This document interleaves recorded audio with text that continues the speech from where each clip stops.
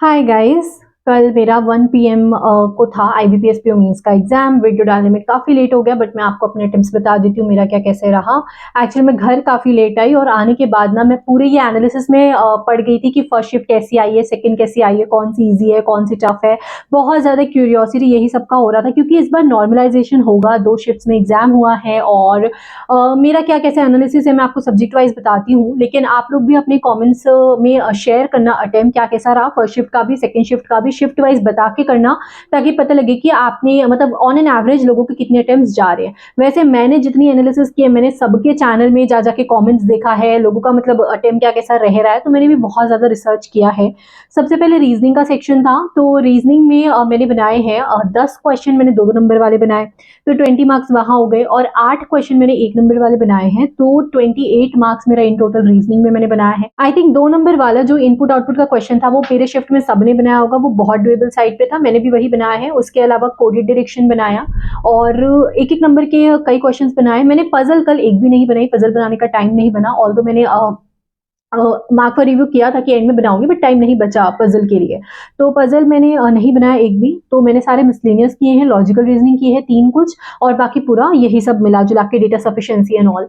Reasoning की first shift और second shift same थी, ऑलमोस्ट सेम थी। उसमें भी एवरेज अटेम्प्ट आपके 20 प्लस इजीली चले जा रहे थे, इसमें भी 20 plus 20 to 25 easily average attempt हो जा रहे हैं। तो रीजनिंग में दोनों ही लेवल सेम था। सेकंड था आपका जीए का सेक्शन। देखो मैंने फर्स्ट शिफ्ट के जीए के क्वेश्चन देखे हैं, जितना हो सके मैंने एन नंबर ऑफ वीडियोस देखे हैं, राइट।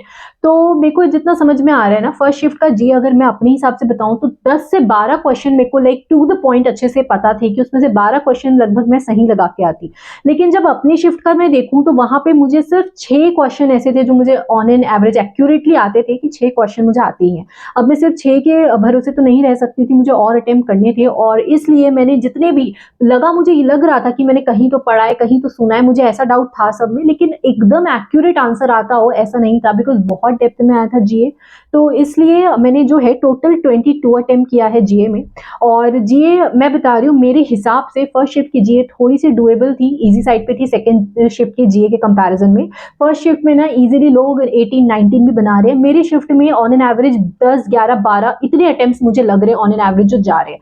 और मैं बताऊं तो मेरे 11 क्वेश्चंस करेक्ट है आउट ऑफ 22, 5 क्वेश्चन गलत हैं, तो 16 क्वेश्चन तो यहाँ हो गए। लेकिन बाकी के जो 6 या 7 क्वेश्चन जितने बच रहे हैं उसका हिसाब मुझे नहीं मिल रहा है। एक तो मुझे याद नहीं है कि मैंने क्या वहां पे टिक किया है, क्या टिक नहीं किया है, क्योंकि वहां पे ना कई बार आप टिक करते हो बाद में रिमूव कर देते हो, मतलब इरेज कर देते हो आंसर, इस टाइप की चीजें माइंड में चलती रहती है। तो वहां पे क्या किया है, कौन से क्वेश्चन टिक लगाए हैं, कुछ याद ही नहीं आ रहा। तो 5 से 6 क्वेश्चन का मुझे समझ में नहीं आ रहा हिसाब, बाकी के 16 क्वेश्चन का मुझे पता है कि 5 गलत है 11 सही है। तो मतलब ऑन एन एवरेज कट रटा के मेरे 8-9 नंबर जीए में आ जानी चाहिए। जीए का मैं बताऊं तो जो लास्ट के 3 मंथ से आया था, अक्टूबर, नवंबर, सितंबर और अगस्त, यहाँ से आया था। मैंने सितंबर अक्टूबर बहुत अच्छे से किया था, बिकॉज मुझे पता था ये आएंगे ही आएंगे 2 मंथ्स, लेकिन मुझे बहुत ज्यादा डायरेक्ट क्वेश्चन तो वहां से भी नहीं मिले। और नवंबर मैंने एंड में फटाफट मतलब 2 वीक्स किए थे, और स्मार्ट किडा का सिर्फ क्विज लगा लिया था। मतलब मैंने स्मार्ट किडा के मॉडल से सिर्फ क्विज लगा लिया था, नवंबर के फर्स्ट 2 वीक्स का क्विज लगाया, क्वेश्चन पढ़ा था, आंसर पढ़ा था, और उसके बाद क्वेश्चन आंसर पढ़ के नीचे जो सिर्फ स्मार्ट पॉइंट्स दिए थे ना, मैंने वो रीड कर लिया था। मैंने ज्यादा डिटेल में नहीं पढ़ा था, बिकॉज इतना टाइम ही नहीं था और इतना मैं रिटेन नहीं कर पाती एंड में, राइट। तो मैंने उतना ही करके मैं गई थी जीए में, और नवंबर के मैंने जितने क्वेश्चन लगाए ना, 3-4 जो भी आए थे, मैंने सब उसी प्रैक्टिस से जाके लगा के आई हूँ। तो ये काफी मुझे हेल्प किया है एंड के टाइम पे स्मार्ट किडा के क्विजेस ने। इसके बाद जो है थर्ड सेक्शन इंग्लिश का था, और इंग्लिश जो है मेरे शिफ्ट में अगेन कई न्यू चीजें इंट्रोड्यूस हुई है, कई चीजें ट्रिकी थी मेरी शिफ्ट में। तो इंग्लिश के ऑन एन एवरेज मेरी शिफ्ट में 20 अराउंड अटेम्प्ट जा रहे हैं, और मॉर्निंग की शिफ्ट में 25-26 अटेम्प्ट जा रहे हैं। तो अगेन हमारी शिफ्ट में इंग्लिश थोड़ी सी टफ साइड पे थी। मैं ये बिल्कुल नहीं बोल रही हूँ कि फर्स्ट शिफ्ट ईजी थी हर चीज में और सेकंड शिफ्ट टफ थी, बट कंपेरेटिवली सेकंड शिफ्ट से फर्स्ट शिफ्ट ईजी थी। लेकिन यार दोनों शिफ्ट का लेवल अच्छा खासा ही था, because obviously IBPS PO mains है, ये कोई इतना ईजी पेपर नहीं आएगा। इंग्लिश में मैंने दो क्वेश्चन बनाए 2 नंबर वाले, 4 नंबर मेरे यहाँ हो गए। 21 क्वेश्चन मैंने बनाए हैं 1 नंबर वाले, तो मेरे 21 क्वेश्चन वहां हो गए। टोटल 25 मार्क्स का मैंने इंग्लिश में बनाया है, एंड आई थिंक ये पूरा सही ही होगा, बिकॉज जो मुझे गलत, जो जहां पे डाउट थी ना, वो मैंने बनाए नहीं है। 2 नंबर वाले मेरे पूरे सही हैं, मेरे पैराजम्बल पूरा सही है। आरसी मैंने वही अटेम्प्ट किया जिसके मुझे एक्यूरेट आंसर्स दिख रहे थे, इन्फ्रेंस वाला सब तो मैंने अटेम्प्ट किया ही नहीं है। जो मुझे एकदम डाइसी लग रहा था मैं उसको अटेम्प्ट नहीं कर रही थी, मुझे एक्यूरेसी मेंटेन करना था। तो इंग्लिश ये रहा। लास्ट सेक्शन था क्वांट का। क्वांट अगेन मेरे शिफ्ट में टफ साइड पे थी, फर्स्ट शिफ्ट की क्वांट जो है आराम से लोग 20 तक बना रहे थे, 17, 18, 20, लेकिन मेरे शिफ्ट में क्वांट लोगों के 12, 13 इतने बन रहे, ज्यादा नहीं बन रहे थे। मैंने क्वांट में 9 क्वेश्चंस बनाए हैं 2 मार्क्स के और 5 क्वेश्चन बनाए हैं 1 मार्क के, और ऐसा करके मेरे क्वांट में 23 मार्क्स के मैंने बना के आई हूँ। लेकिन एक क्वेश्चन 2 मार्क वाला मेरा गलत हो गया है, जिसको मैं एंड के 50 सेकेंड्स में टिक लगा रही थी।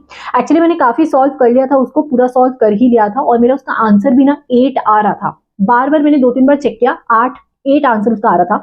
लेकिन मेरे को लास्ट में क्या हुआ पता नहीं, 50-55 सेकंड समथिंग बचे थे। वापस से मैंने कुछ कैलकुलेट किया और मुझे श्योर था कि 8 के अलावा और कोई ऑप्शन में आंसर है नहीं।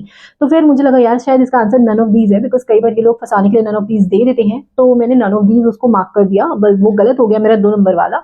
बाकी मेरा पूरा क्वांट में आई थिंक सही है, मैंने क्रॉस चेक कर लिया है दूसरे एजुकेटर से। डिस्क्रिप्टिव में मैंने लेटर ऐसे सबकी वर्ड लिमिट पूरी कंप्लीट की है। लेटर मैंने लिखा है पुलिस स्टेशन को, न्यूसेंस वाले में, और ऐसे मैंने जो लिखा है वो अर्बन सिटीज का, जो स्मार्ट सिटीज वाला था, अर्बन लिविंग का, साइंस एंड इनोवेशन पे, वो मैंने लिखा है।